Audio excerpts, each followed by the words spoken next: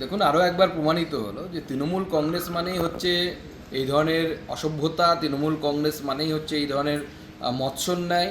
এবং সেটাই হচ্ছে যে আমরা দেখলাম যে মেসির মতো একজন আন্তর্জাতিক খ্যাতিসম্পন্ন একজন প্লেয়ার পশ্চিমবঙ্গে আসছেন। এটা তো পশ্চিমবঙ্গের জন্য অত্যন্ত গর্বের বিষয় ছিল, হওয়ার কথা ছিল।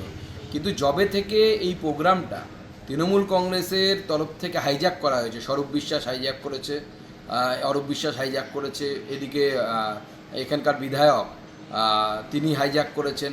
তো পুরো প্রোগ্রামটা, এবং যারা ঢিল ছুঁড়েছে তারাও, বোতল ছুঁড়েছে তারাও তৃণমূল, সব অরূপ বিশ্বাসের লোক, আমার কাছে যা খবর আছে। এবং শুধু তাই নয়, টিকিট বিক্রি হয়েছে 5,000 8,000 টাকা করে, এবং সেই টিকিটের কালোবাজারি হয়েছে। পুরোটাই একটা মেস, মানে মেসি অন মেস সেটাই হয়ে গেল। এবং সেটা করলেন হচ্ছে তৃণমূল কংগ্রেসের অসভ্য, অভদ্র, বর্বর যারা নেতানেত্রী এবং তার সাথে যারা আছে তারা। এবং প্রমাণ হলো যে পশ্চিমবঙ্গের পুলিশ এইটুকু প্রফেশনালিজম নেই যে এত ভিড় কিভাবে কন্ট্রোল করতে হয় সেটা পর্যন্ত জানে না। তৃণমূল কংগ্রেস দল এবং তৃণমূল সরকার এই দুজনে মিলে মেসিকে মেস করে ছাড়লো।